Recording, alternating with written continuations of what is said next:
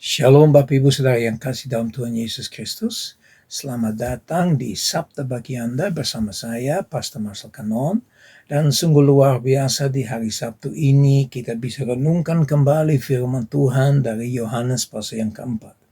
Ya, dalam minggu ini kita sudah renungkan tentang beberapa hal yang dibicarakan antara Yesus dengan seorang wanita dari Samaria.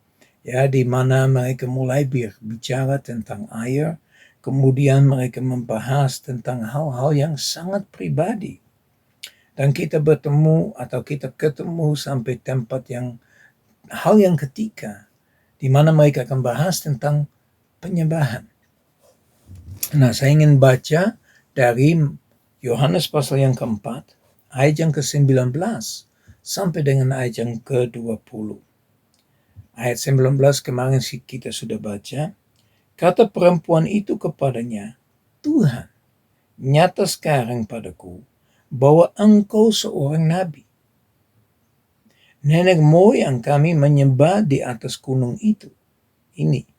Tetapi kamu katakan bahwa Yerusalemlah tempat orang menyembah.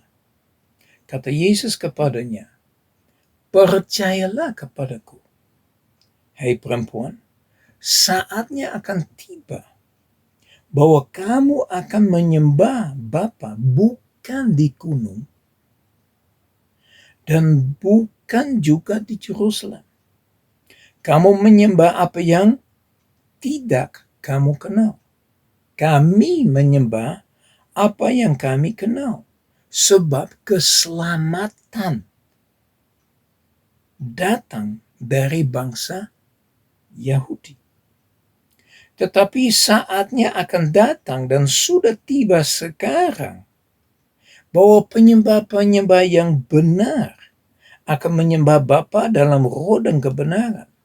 Sebab Bapa menghendaki penyembah-penyembah demikian. Allah itu roh dan barang siapa menyembah Dia harus menyembahnya dalam roh dan kebenaran. Wow, luar biasa. Ya, pembicaraan itu berubah lagi. Ya, tadi saya sudah bilang dari air kepada hal yang pribadi tentang perempuan. Nah, sekarang sudah bahas tentang menyembah Allah.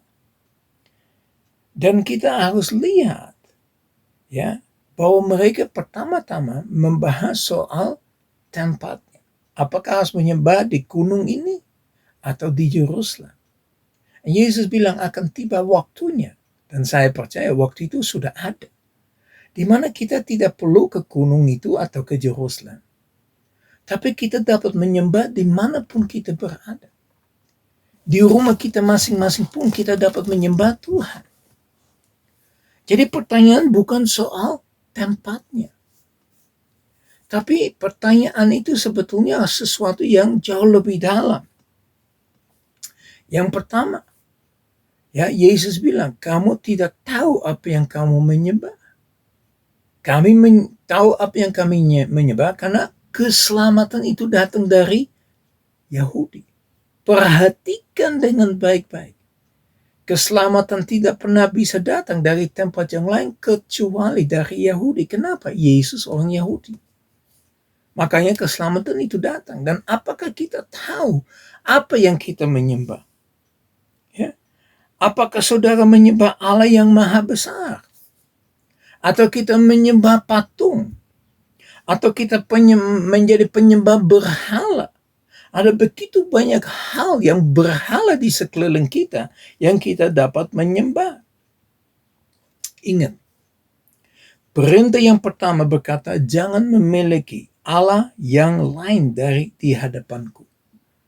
Ya, jadi kita tidak bisa atau tidak boleh memiliki Allah yang lain. Kita tidak boleh menyembah hal-hal yang lain, patung yang lain dan sebagainya. Apa saudara sedang menyembah? Apakah saudara menyembah Tuhan? Apakah saudara menyembah Tuhan setiap hari? Atau hanya kalau pas lagi ada di dalam gedung gereja, yaitu seminggu sekali? Berapa waktu Anda benar-benar berikan untuk menyembah Tuhan? Beberapa minggu yang lalu, saya tiba di dalam satu firman Tuhan yang berkata begini. Sebab beginilah firman Tuhan kepada kaum Israel. Carilah aku, maka kamu akan hidup. Janganlah kamu mencari Betel, janganlah pergi ke Gilgal, dan janganlah menyeberang ke Beersheba.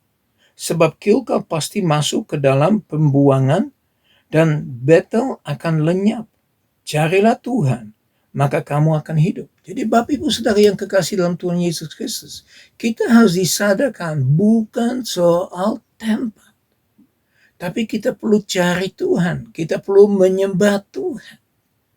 Ya, Betel itu adalah rumah Allah, house of God, rumah Allah. Tapi dibilangin rumah Allah pun akan lenyap. Kenapa? Karena kita harus menyembah Tuhan, bukan menyembah tempatnya di mana kita bertemu. Memang penting pertemuan antara seseorang yang percaya itu sangat amat penting. Tetapi kalau itu hanya menjadi tindakan rohani, ya, atau akamawi, untuk apa kita menyembah? Apakah saudara benar-benar menyembah Tuhan? Apakah saudara benar-benar kenal Tuhan yang Anda menyembah? Perhatikan dengan baik-baik. Gereja mula-mula, mereka itu menyembah dari rumah ke rumah ke rumah. Ini sesuatu yang sangat penting. Apakah saudara benar-benar tahu siapakah saudara menyembah? Ini yang saya arahkan untuk kita renungkan, pikirkan, mempelajari siapakah kau menyembah saat ini. Itu yang pertama. Apakah kau kenal Tuhan yang harusnya kita sembah?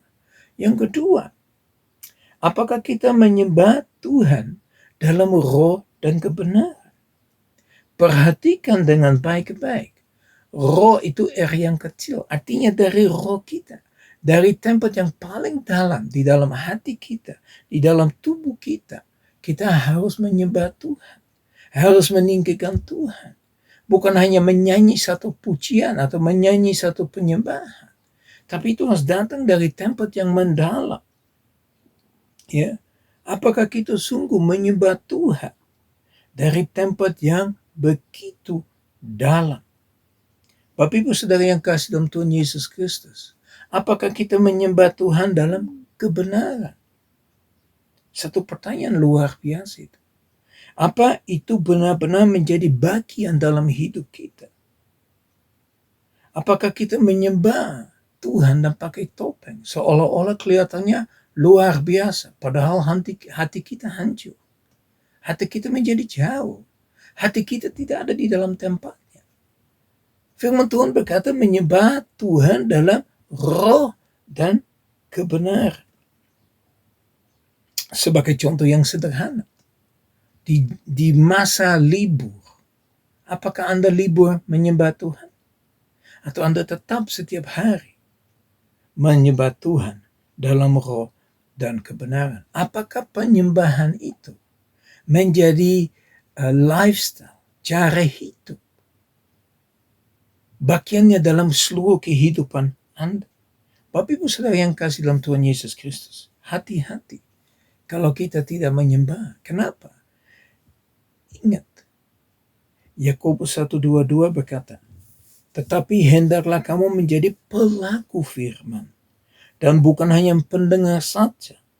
Sebab jika tidak demikian, kamu menipu dirimu sendiri. Jadi kalau kita tidak menyembah Tuhan sebagai lifestyle, ya, menyembah Tuhan dalam roh dan kebenaran, kita mengenal Tuhannya yang kita sembah.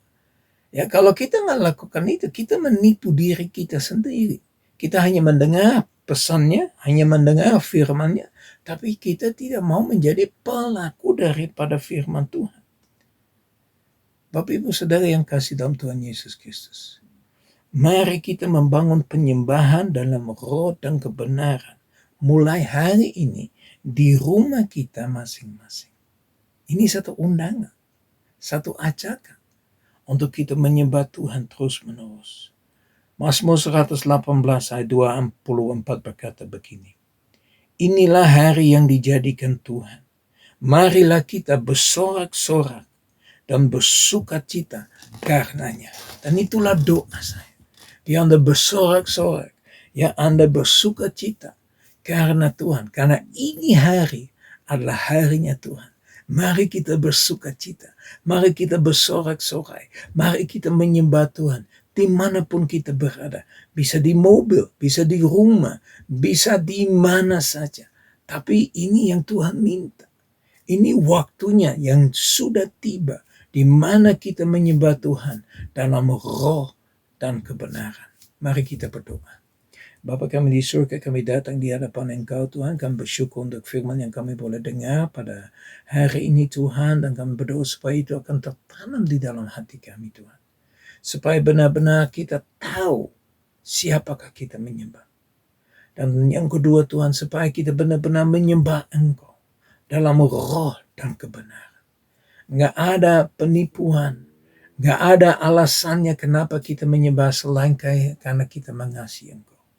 Untuk itu Bapa, tolonglah kami terus-menerus untuk melangkah bersama dengan Engkau. Haleluya. Amin. Ya Bapak Ibu Saudara yang kasih dalam Tuhan Yesus Kristus, mari ajak anak-anak, keluarga untuk menyembah Tuhan dalam roh dan kebenaran. Ya, ini sesuatu yang sangat penting. Saya berdoa supaya berkat dari Allah Bapa kami yang di surga, kasih yang sempurna di dalam Yesus Kristus, persekutuan yang manis dengan Roh Kudus menyertai kita semua, mulai saat ini sampai Maranatha Tuhan Yesus datang kembali, bahkan sampai selama-lamanya. Haleluya. Amin. Sekali lagi, ya, maju terus bersama Tuhan. Sampai ketemu hari Senin. Shalom.